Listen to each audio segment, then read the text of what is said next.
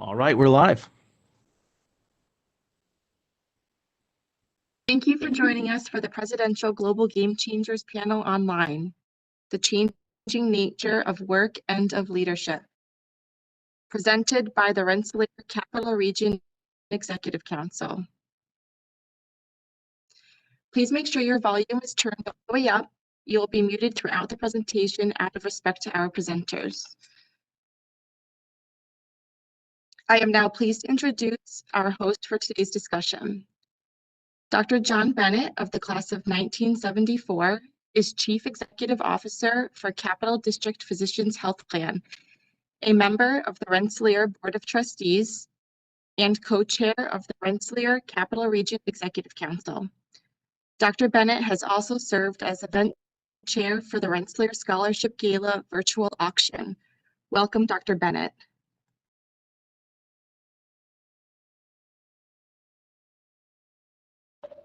Thank you. And thank you to everyone joining the Rensselaer Capital Region Executive Council's first virtual Presidential Global Game Changers panel online. This panel is part of a series of thought leadership discussions that feature topics of emerging global importance with alumni and faculty innovators in business, intellectual discovery, and entrepreneurship. Each panel is presented by regional executive councils in key geographic regions where there are engaged alumni, alumnae, and parents. Today's conversation is presented by the Rensselaer Capital Region Executive Council, where more than 18,000 alumni, alumnae, and parents call home, and also the home base of the Rensselaer campus.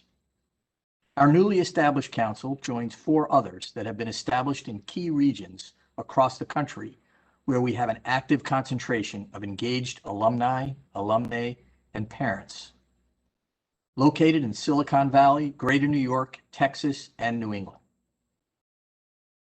Today's discussion is around the topic of the changing nature of work and of leadership.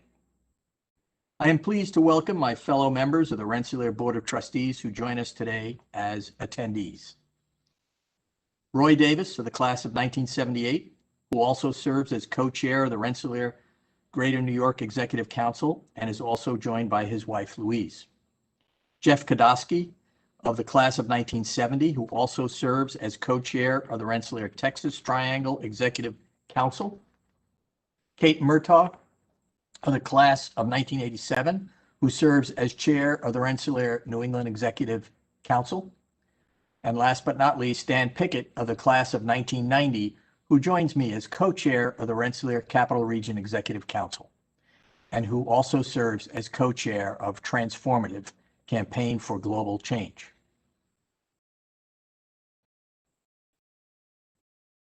I now have the pleasure of introducing the Honorable Dr. Shirley Ann Jackson, who has led our alma mater through transformative and strategic change as the 18th president of Rensselaer Polytechnic Institute.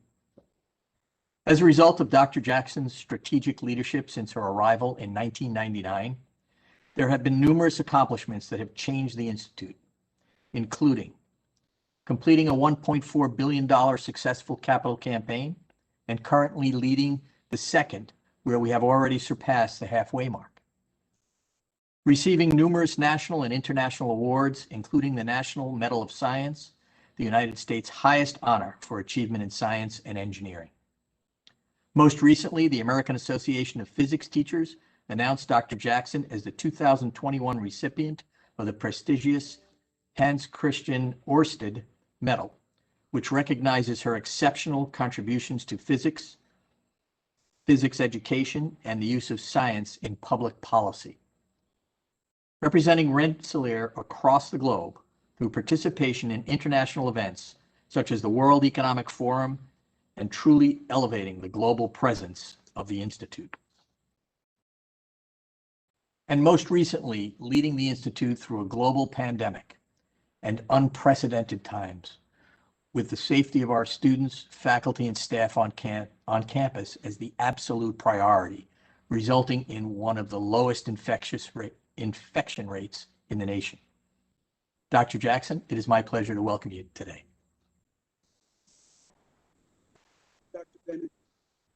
I'm very grateful to our Capital Region Executive Council for sponsoring this edition of our Presidential Global Game Changers panels. We are joined today by two distinguished alumnae who will help us to consider the changing nature of work and of leadership. Two factors are transforming the ways we manage careers, cultures, and organizations. The first, of course, is the COVID-19 pandemic and the sudden necessity last spring for as many people as possible to move to remote work. However, the pandemic is merely one example of a broader reality in our highly interconnected world. The fact that when there is a triggering event, we all are subject to intersecting vulnerabilities with cascading consequences. Other examples of such triggering events include the recent grounding of the container ship Ever Given, which disrupted an estimated $10 billion of global trade each day that it was stuck in the Suez Canal. And the supply chain ripples from that incident continue to reverberate around the world. There is the 2011 earthquake and tsunami that resulted in the Fukushima Daiichi nuclear disaster, which has led recently to the Japanese authorities deciding to discharge contaminated wastewater into the ocean. And the poorly maintained power line implicated in the deadly 2018 California Camp Fire, exacerbated by climate change, which clearly is creating the conditions for an increasing number of such cascades. The second factor transforming the ways organizations of all kinds advance their missions rests with the increasingly powerful tools at our disposal, particularly in the realm of data, artificial intelligence, and computation, an area of leadership here at Rensselaer in both research and education that we refer to as DAKE. As you know, the adoption of digital tools and digital offerings by businesses of all kinds expanded exponentially during the pandemic and almost overnight. But now, please allow me to introduce two business leaders who will help us to make sense of a transforming economy in which the stakes are enormous, with very little room for error, but one in which new technologies allow organizations of all kinds to react with great agility to unexpected challenges and even to predict others. We welcome Ms. Mary Humiston, who received her MBA from Rensselaer in 1990 and forged a career as a leader in human resources at global technology manufacturers, including GE, Honeywell International, and Applied Materials, and most recently, Rolls-Royce PLC, the world's second largest maker of aircraft engines and power systems, where as Chief Human Resources Officer, she oversaw a workforce of 55,000 across 30 countries. Today, she is a senior advisor with Accenture's talent and organization practice and the founder of Modern Career, which offers career coaching, workshops, and a career podcast to help professionals navigating our current shifting sands. So Ms. Humiston, thank you for joining us. We also welcome Dr. Susanna Navarro Valenti, who earned a master's degree in nuclear engineering at Rensselaer in 1988 and a doctorate in 1992. She began her career at Oak Ridge National Laboratory and in 1993 founded Navarro Research and Engineering, Inc. with her husband, Dr. Mark Valenti, also of the Rensselaer classes of 1988 and 1992. Their son, John Valenti, was a member of the class of 2016. Dr. Navarro Valenti serves as president and CEO of Navarro, which provides environmental and nuclear remediation and other technical services to the United States government, including to the Department of Energy, the Department of Defense, NASA, the National Nuclear Security Administration, and the Nuclear Regulatory Commission, where, as you know, I served as chairman from 1995 to 1999. Under Dr. Navarro Valenti's leadership, Navarro has grown to a firm with over $100 million in revenue.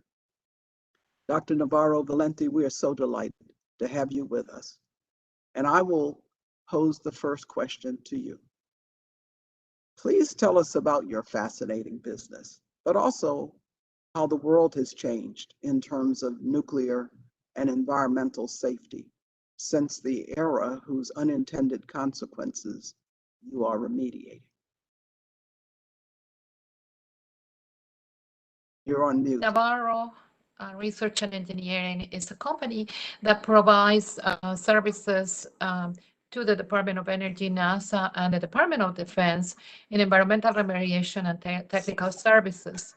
The unintended consequences that you referred to in the case of the Department of Energy are the legacy waste and contamination that was caused by the government-sponsored nuclear programs and nuclear energy research.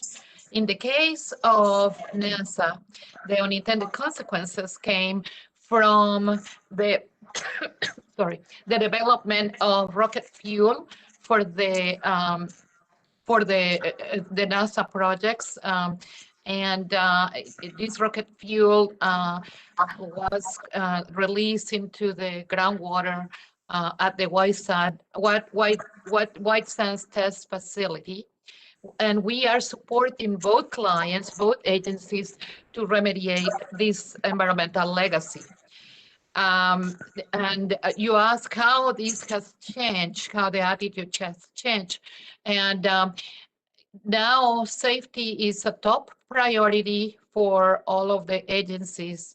Not only, safety is not only an afterthought, safety is now ingrained and part of, fully integrated on the way the work is performed. It's integrated in the design, it's integrated in the planning of the work, it's integrated in the day-to-day activities. So it's a completely different world where protection of health and human environmental and environment is a top priority. So it has changed, and we are proud to be part of that change and part of the success of reducing environmental liability for the Department of Energy and NASA.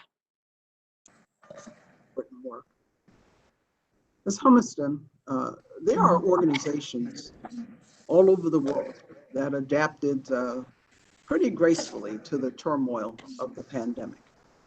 And I would include Rensselaer Polytechnic Institute among them. And now, as we see light at the end of the tunnel, what in your view has changed permanently in the ways that businesses organize themselves? How do businesses think about individual versus group work, for example? Will they maintain global footprints? And how much will business travel return? It's a great question. And there is some early data to inform this, although, you know, no one has a perfect crystal ball, and there's still a lot of, let's say, knock-on effects that are still coming through that will continue to inform. But what's for sure is that companies have a really new and exciting opportunity to reimagine how, where, and I would add why work is done. And that's quite an exciting thing, because we all know there's a lot of opportunity to really reimagine and do things differently as we move forward. We know that it's accelerated some trends. So remote work for sure was a trend, and I'll speak to that. E-commerce, we all know, and we've all needed to and leveraged it fully, and that is a big trend that's accelerating, but also automation. Remote work to start with, our physical being together at work has changed radically. The latest thinking based on data is that some form of hybrid work will continue for sure. it's thought that somewhere between 20 to 25% of workers, especially in advanced communities, will do something like 3 days a week, still working from home. There'll always be cases where, we know what they are, where being together really matters. Can you imagine onboarding right now to a new company and not being physically present at all, which is happening all the time, or critical negotiations or sensitive feedback? There'll always be cases where teams and people want to be physically together, but that's a big deal that amount of remote work will continue. That's 4 times what it was before the pandemic. So we shall see where that goes. And of course, emerging community, environments and communities, less than that because of technology, but that's a big, big shift. Space, of course, then will be affected because you don't need as much space. We all hear stories of companies that are investing more in space. That may be, warehousing, supply chain, and unique circumstances. But it's thought that space will reduce for companies about 30%. So that's a big change. It'll still be global because if a company is global, they need those hubs and those places for that in-person necessity. It's a very interesting point you raised about individual versus teams. The world was moving more and more away from it's about an individual, it's more about the team and the network. That also accelerated. And this feeling through the pandemic, even globally, of we're all in this together, has also propelled that sense of team is really critical for individual and company success. Business travel, you asked about. Leisure travel, in fact, is back up to pre-pandemic levels. In China, it's beyond that. But business travel is not, and it will not return, or it's not thought to return for quite some time, if ever, by about 20%. And there always was we all thought we needed to travel more, and convinced ourselves travel was actually enjoyable. But that amount of business travel, that impact will be a big deal in terms of those knock-on effects to industries and aerospace, but also some good cost savings for companies, but also some challenges. Everybody's investing, or quite a number of companies are investing in automation. They were before, but they're doubling down on that in terms of robotics, in terms of self-service. That will continue to push up skills, so the upgrade of skills that are needed in the future. And one thing for sure is that we were before, but we're massively in a skills transformation. About 100 million workers across the top 8 countries, half the global population, will need to think about switching occupations by 2030. And 2030 is no longer very far away. So that's a massive skills transformation that we're all in together. Dr. Navarro Valenti, let me follow on with that. Now, because your company works on sites across the country, you have overseen people from afar for decades. And that's something that some leaders are just now grappling with more people doing remote work. So did the pandemic alter, or did it confirm your ideas about how to keep a far-flung team aligned? The pandemic confirmed the way we have been integrating. Like you mentioned, the company has a lot of projects across nationwide for different agencies. And I have been able, the corporate office has been able to manage all the work from a centralized location. Working remotely, we have learned how to integrate technical teams, management teams in a virtual and electronic manner instead of in person. When the pandemic arrived, there was the effect, of course, was dramatic from the point of view, not the interface between corporate and the projects, but it was many of the projects were co-located. They were physically co-located with our clients. So now the client interface is what changed significantly. But I believe that because we had so many lessons learned from our long history of working remotely, that we were able to navigate that and apply those lessons learned to the interfaces with our clients, and we're able to switch rapidly to that mode. This question is to both of you because both of you have built and led businesses that rely on scientific and engineering talent. So how are the skills required of new entrants to the workforce changing? And Mary, you had begun to allude to some of this. Maybe you might comment, and then of course I want to hear from Dr. Navarro Valenti because she's right in the heart of that today. Yeah, I think it's a great question. I look at it broadly because I think the big headline is, and it was before, but it's for sure now, that we all have to be lifelong learners. And we have to keep evolving as the world and change evolves around us. And I think there are 4 parts. Skills is part of that, but it requires that mindset that I'm open to growth, and I'm not, I don't graduate and I'm done. I don't go halfway through my career, think I've made it and I'm done. That it's a mindset that is very open to the unexpected, to learning constantly. My skills will need to be a balance of technical and non-technical, even across technical areas. I need to know a bit about a lot of things because solutions today are much more hybrid. My behaviors, whether I want to be a leader or want to be a great team collaborator, my behaviors will continue to evolve. And the last bit I would add is my capacity. Our capacities, our personal resilience has been challenged so much and will continue to be, that can be a real differentiator. I can have the skills and the behavior and the mindset, but if I can't run the race, and quite frankly, all levels today are finding it just exhausting, and our ability to pace and refuel ourselves as we go through constant change is critically important. And it's quite exciting that these conversations are more open than they ever used to be on those fronts.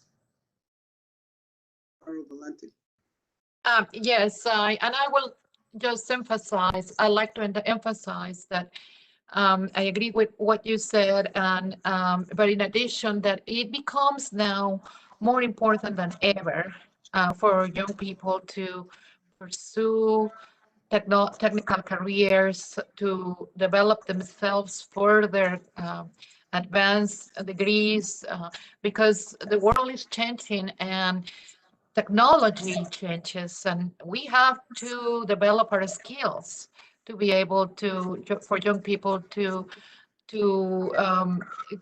develop into the new careers of the future. See what both of you are saying, because we have articulated Rensselaer Polytechnic Institute for the coming century as the new Polytechnic, where we serve as a great crossroads where people work across disciplines, sectors, geographies, and of course generations on big challenges. And we do face big challenges, but in ways that are collaborative, but nonetheless they bring with them a rootedness in a discipline, and then they have to take off from there. So as you think about advances in robotics and artificial intelligence, for example, and people talk about the coming together of the digital, the physical, and even the biological world as evidence of the so-called fourth industrial revolution. Well, as these advances, particularly in robotics and AI, allow for automation of an increasing number of tasks and processes, including those that are too dangerous for human workers, what generational effects do you envision? And what I'm trying to get at is, where will opportunities shrink and where will they expand? I believe that any careers or any positions and jobs that are repetitive, that are more manual, they will be phased out. So that's why I was stressing that the importance of the young generation to really prepare themselves with high technically skill, including highly skilled IT jobs, data analysts, scientists, AI and machine learning specialists, process automation specialists, Internet of Things specialists, information security is becoming, the more we automate, the more we utilize the internet and electronic systems, we will need to protect the assets of the corporations, and that becomes more important. So those are the skills that are going to be in the future, and some that we cannot even envision today. But we have to be open for the people that are already in the job market to learn new skills, for the ones that are just in school to try to achieve the highest technological advancement that they can. Ms. Humiston, one of the premises of modern career, your career acceleration startup, is that careers are less linear, and you've begun to speak to that than they once were. Now, I actually think of my own career as one where unexpected windows of opportunity opened suddenly in new directions and even in new sectors. And I'm grateful and happy that I had the courage to step through when those windows open. And so how should talented young people prepare to take risks and to seize the day? That's a great question. I love that you brought up courage, because well, first of all, taking risks and seizing the day is fundamental to a successful life and career, but it does take that courage, and it takes a good amount of confidence that builds over time. I recall times even at Rensselaer, sitting in a particular class where I knew some answers, but I wasn't confident to always raise my hand and speak up. And it's something you work on over time. I think it's great to have a career plan of sorts as early as possible, to keep it agile, to frame it up. But to your point, staying open to possibility is absolutely critical, and driving possibilities is also critical. Staying open, because things that can seem like they wouldn't make sense at all can turn out to be some of the best experiences. You mentioned the ones you've had. I've had them. I think, Susanna, we've all had them. And if we look back, it's because we stayed open to possibility. I also can think of many where I call it creating my own luck, but I saw opportunity. One was at Rensselaer when I was in one program and decided to do another program at the same time, but I made that happen with the support of the university, and it made a big difference. So the other thing I would add is, and one of the hardest, but especially as someone's early in their career, is just knowing themselves. We're all in a lifelong journey to just kind of know ourselves well, know where we find meaning, where we want to have impact, what we value, what's uniquely strong about us, and what we aspire to do. And that journey is really important, not what someone wants from us or what the world says, but what we really believe. And so it is related to the confidence and the courage to take risks, to know that most work out, and if some don't, it's about learning anyway, and you pick back up and you continue to learn and grow and take more risks. Dr. Navarro Valenti, you must certainly be a master at being willing to take a risk, to walk away from a more structured and standard career, to go out and start your own company in an area that people don't always think about, but you've built it into something amazing. Yes, definitely. When you were talking about windows that appeared and taking that opportunity, seizing the opportunity and having the courage to do so, My history is I always thought I would be a university professor. That's what I thought I would be doing. If you ask the young Susanna, what are you doing? We're going to be doing. I will be a university professor. That will be my answer for sure. And when the opportunity presented itself, I decided to take the challenge, and I took it, and I learned. I had absolutely no training in business, no training in anything that had to do with business. It was a purely it was technical, but I learned it as I went, and I think I learned it very well because of the confidence you are talking about. Confidence is what's important to be able to take that challenge. So let me change tacks with you a little bit. And let me start with you again, Dr. Navarro Valenti. You know, last year, the SolarWinds cyber attack, suspected by many to be Russian in origin, compromised at least 9 federal agencies and 100 private companies.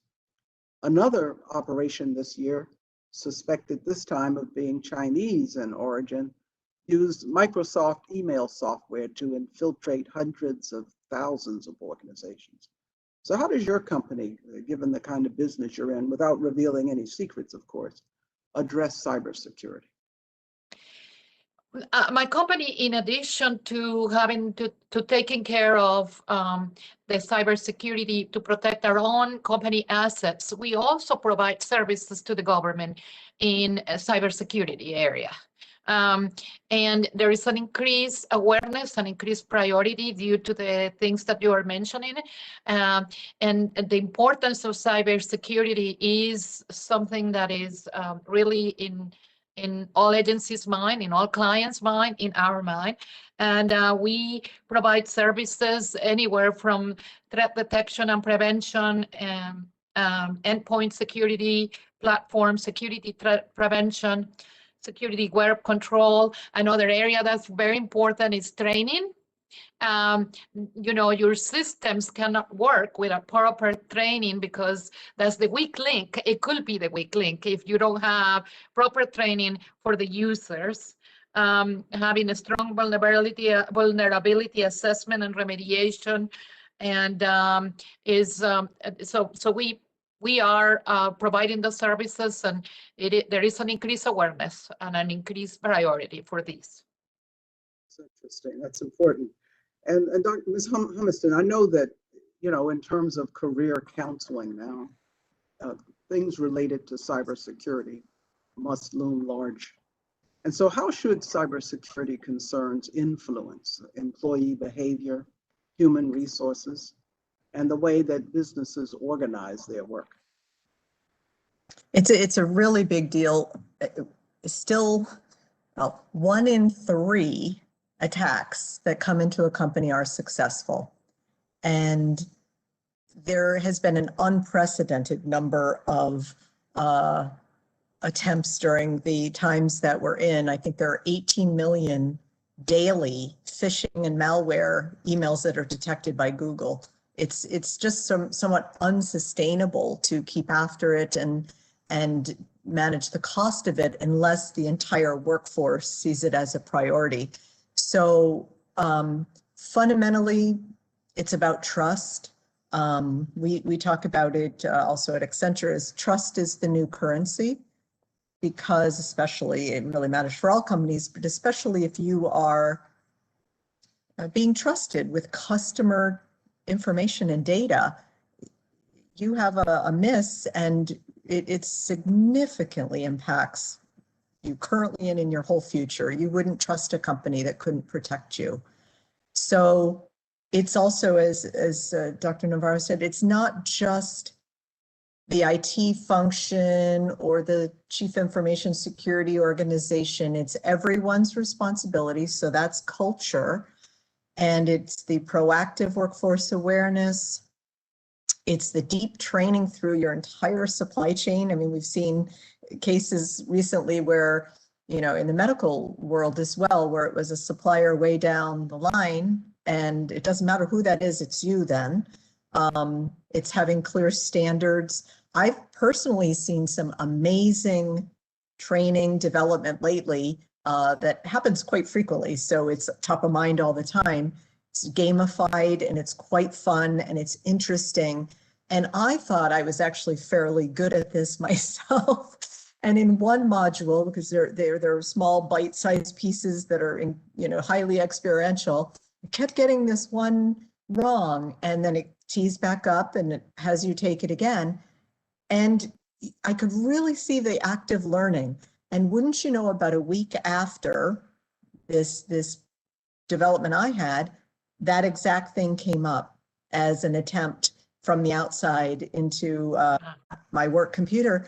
And I thought, my God, I would have missed it. I would have, because of the sophistication that keeps evolving as well. And so we all have to really, really ensure the entire workforce embraces it, and that we also support and enable the folks that do this as a functional responsibility, because that's also evolving and new within companies.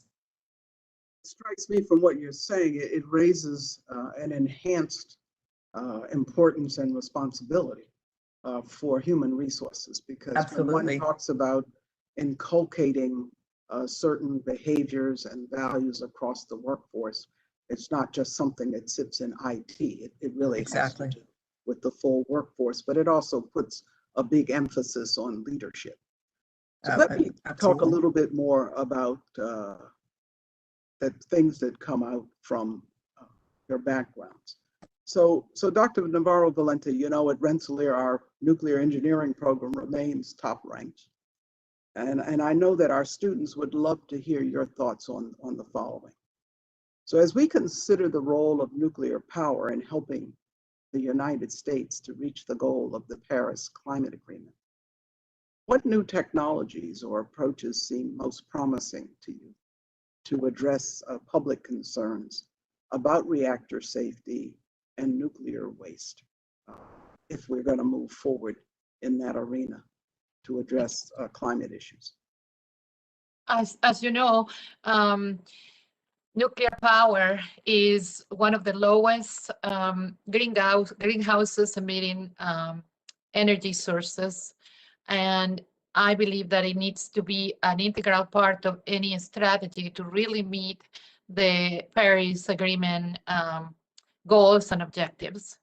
But you mentioned two of the main concerns regarding nuclear safety, which is the nuclear, which is nuclear power, which is the enhancement of safety, and the waste. And the technologies that I find exciting now is I'm going to give two examples of them. The small nuclear, the small modular reactors. That are recently last year, in September last year, the NRC approved the new scale, a small modular reactor, and they approved the safety analysis, and they expect to have a fully certified reactor in August of this year.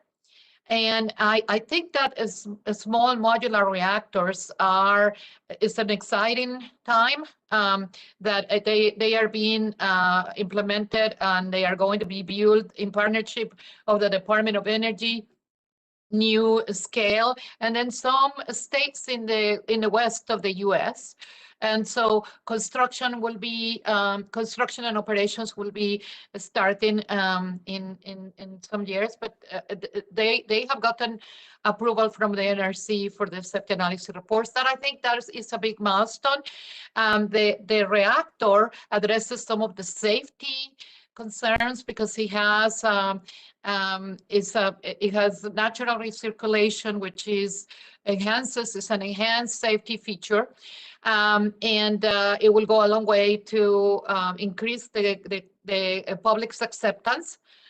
In addition, there are many Generation 4 nuclear reactor designs that address the problem of reducing high-level waste by having a closed fuel cycle. And I think those are also very exciting. And they use they're fast neutron reactors. And there is a lot going on to address those two areas, and it's an exciting time. Back to you, Ms. Humiston. You know, I have long spoken about our failure as a nation to bring sufficient numbers of women and minorities into science and engineering as a key element of what I call the quiet crisis. Quiet because it creeps up on us. It takes years to develop high-functioning professionals in science and engineering, but it's a crisis when it's on us. Now, and certainly your career and that of Dr. Navarro Valenti demonstrate the value of tapping the full pool of talent. You have overseen human resources, you know, across the globe. So what do you think the United States could or should be doing differently to develop more talent here in STEM fields? It's a fabulous question, and I probably know actually a little bit more about it from outside the US than I do in the US. So some of what I share may be things that are happening here, but I think the examples of the UK and Singapore, some of my experiences more recently are really impressive. And some of that really is first seeing all aspects of STEM as a social necessity and a means of unlocking business performance. And it's a clear case that starts it. We also approach it as a massive collaboration when there are problems when we have many in our world and society that we've not been able to crack or not made as much progress on. We realize that we're all trying to, touch pieces of it, and we haven't come together on it fundamentally. So it takes companies, it takes policymakers, it takes unions, it takes so much collaboration, commitment, investment. I can give you an example from the UK and Rolls-Royce. The company's level of commitment is phenomenal, and it's long-term. Leadership it's a natural act. There are very audacious goals. They are visible, they are committed. Princess Anne and many parts of the government also offer means to really make it visible. The sponsors, the mentors, the talent to really raise it to the highest level. We've opened it up in a way that shows that it's about the skills that we all need to keep it a much more level playing field, that it's not about the degrees. And when we opened that up in Rolls-Royce and stopped going to just the few places we all thought talent came from, which was incredibly narrow, and over time, just not helpful at all. It was phenomenal. It was phenomenal for us in every place we did business. I'll just give one story. I was approached by a woman who was very early in her career at Rolls-Royce, and she asked after something I spoke at if I could be her mentor.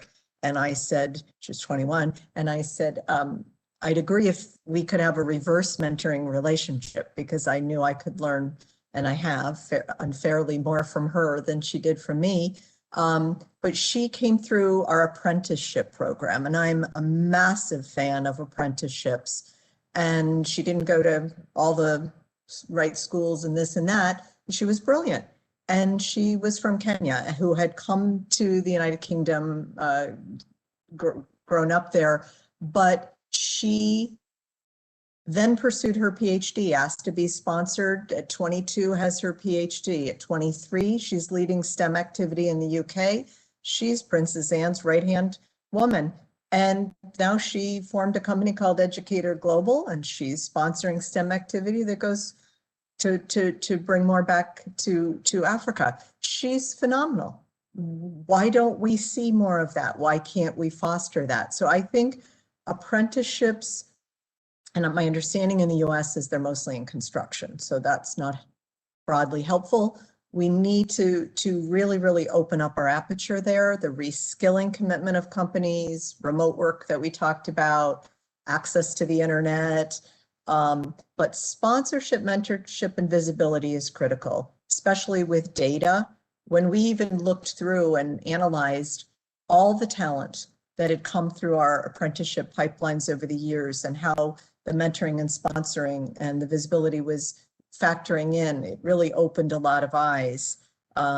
We need to continue to support small businesses. I think, again, Singapore does that brilliantly. In the US, I think it's 0.6% of our GDP right now, and it's not enough. So I think if we just rolled it all up, we say a lot of things, but the deep commitment, the true deep commitment to really accelerate this could be raised many, many notches up. Those are just a few thoughts. That's fascinating and important. And Dr. Navarro Valenti is a prime example of many things that you've talked about. And Dr. Navarro, you, as a child growing up in Mexico City, you clearly had a valuable role model in your mother, who was a professor of chemical engineering. And so this idea of that role modeling, even though, as you said, you decided in the end not to go into academia, but to have your own mother as a high-level person in the sciences. What do we take from that? How do you encourage the next generation of women, not only to choose science and technology careers, but to persist and also to be willing to take on the risks and potentially outsized rewards of launching their own businesses or just generally following their own path? The importance of, I believe that the importance of role models is tremendous. Like you mentioned, having a role model in my mother as a professor, it was for me a given. I could be a professor if I wanted. I could be in science if I wanted. The importance of role models, I cannot overemphasize that. And mentoring, you mentioned mentoring, Mary, and I think that's very important. And so mentoring and role models are very important. We will get to a critical mass, I believe, where we will see more role models that will really transform the way females, when they are see the opportunities, and it might not be their mothers, but the more role models that are out there, the more the culture will be transformed. So I think that in programs that increase the ability of providing mentoring that are meaningful. It was very interesting hearing Mary talk about what other countries are doing. I was not familiar with that. And so it only stresses the fact that not only at the local level, but something, a national policy, a national effort that really emphasizes the increase in mentoring, the increase for females, not only for careers, technical careers, but you mentioned also to start businesses. Like I mentioned before, that was a leap for me in my career, where I went completely outside of my comfort zone.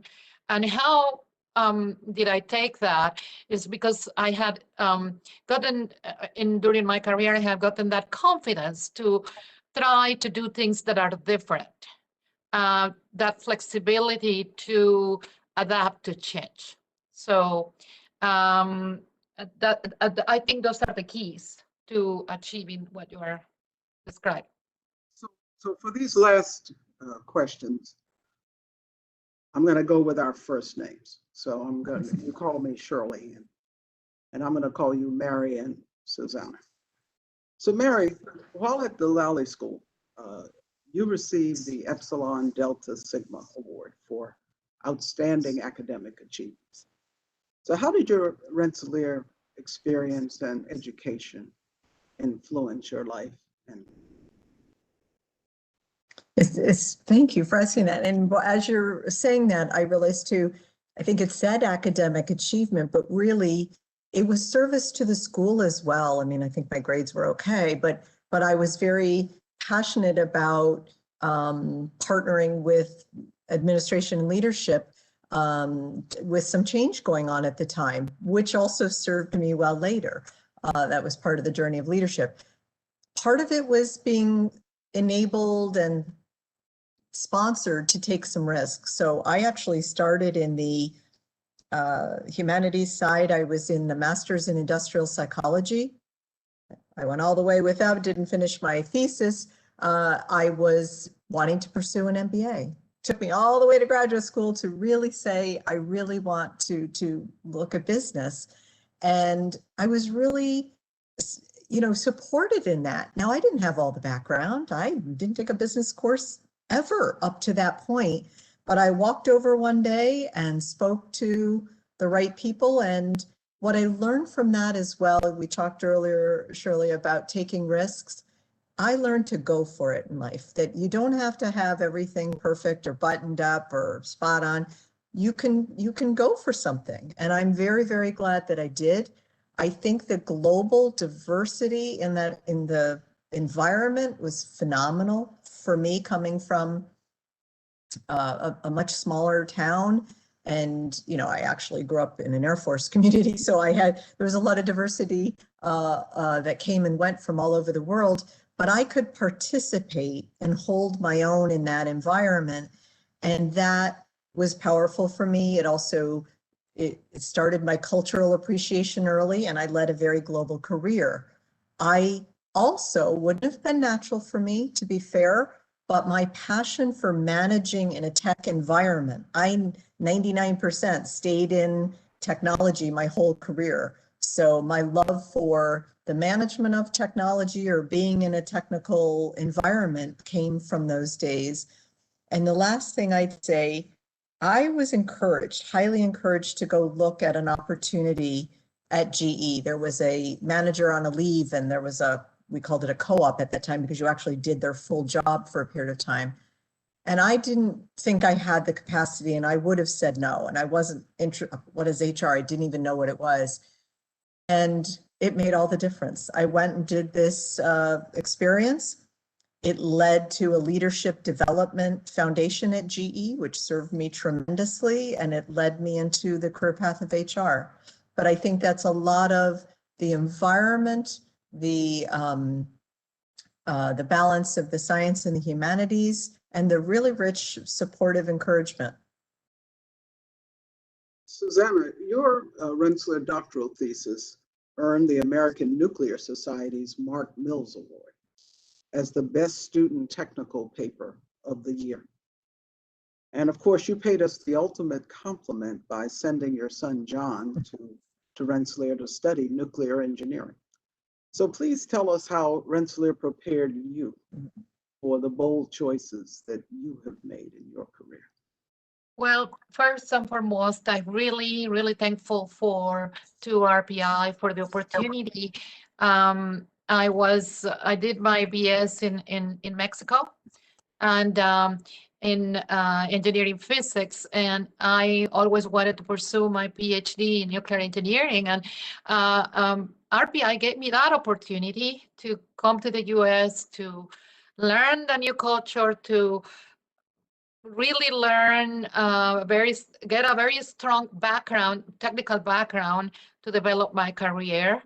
But in addition, it also gave me the confidence necessary to launch into something different too. I think that it's not only the technical background that it gave me, but the confidence that it gave me. And the work ethic that I learned at RPI is important, because I believe that that's also a very important ingredient in success, the work ethic. So the collaboration, the meeting students from other countries, that was a completely new experience. I only knew people from Mexico. So it was an incredible experience to learn people from, meet other people from all kinds of backgrounds, and participate and collaborate with them. So all of those things prepare me very well for my career.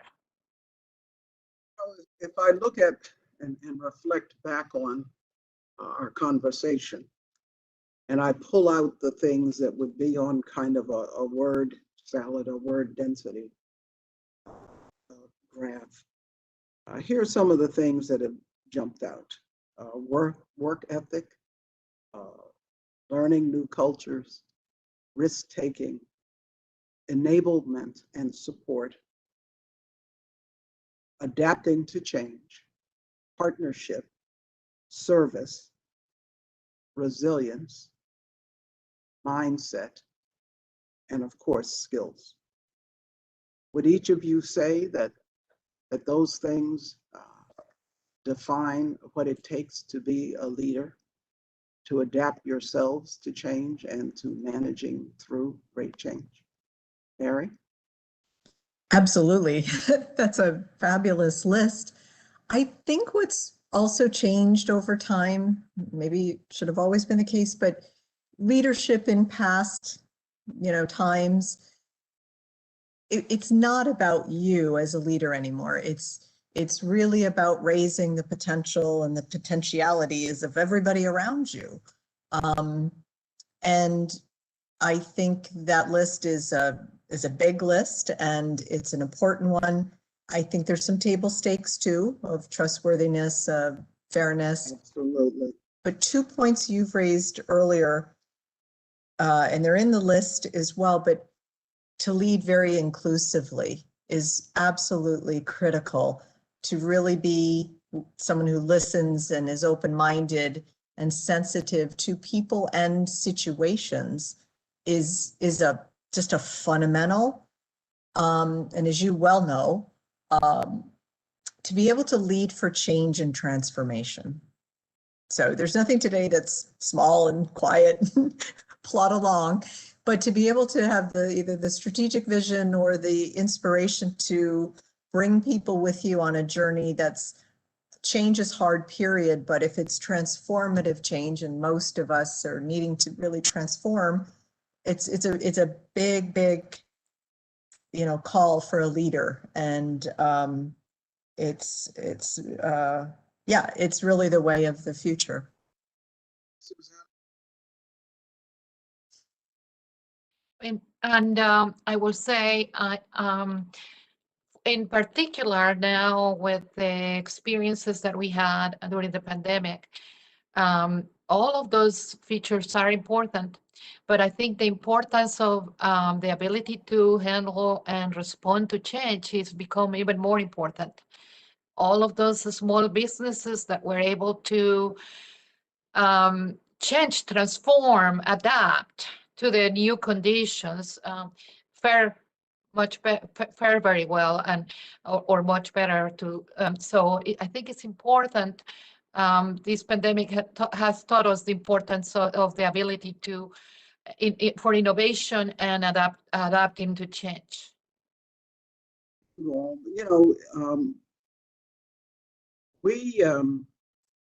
well, first of all, two things struck me in what you said. One is that it's, as a leader, it's not about you. It's about managing and developing others, but and being truly inclusive about it. Now, our take on it here has been to have our students work in collaborative fashions to reinforce many of those values, but also to develop intellectual agility and overall agility, multicultural sophistication, because it's hard to be inclusive if you don't really experience and understand other people. And to develop a global view or global perspective, because if one doesn't, then it's very difficult to be successful even within the context of the United States. The thing I also like to say is, if you want to run with the big dogs, you have to come down off the porch. But if you're not leading the pack, the scene never changes. The real point is you do have to have that kind of confidence and courage to step out. But it does take development. And so support and enablement on the part of leaders is very important. And so I want to thank you and thank for a very interesting and delightful conversation today. And I want to thank our audience. Thank you for listening in, and we'll be happy to hear from you. And I hope all of you have a wonderful, wonderful day and enjoy the rest of our virtual reunion and homecoming. Thank you very much. And thank you, Mary. Thank you, Susanna. Thank you. Thank Good you. afternoon. Thank you to Dr. Jackson, our panelists, and attendees for joining us today. You will be receiving an email within the next few days with a brief survey asking for feedback on virtual reunion and homecoming. Please let us know what you thought of the events you attended to help us plan for future virtual events. Thank you in advance for your input. Please also follow the Rensselaer Institute Advancement YouTube channel for today's recording, along with all previous virtual event recordings, including past Rensselaer Global Game Changers panel online discussions. Be sure to join us tomorrow for the Presidential State of the Institute address at 12:00 p.m. and Class Alive online at 1:15 p.m.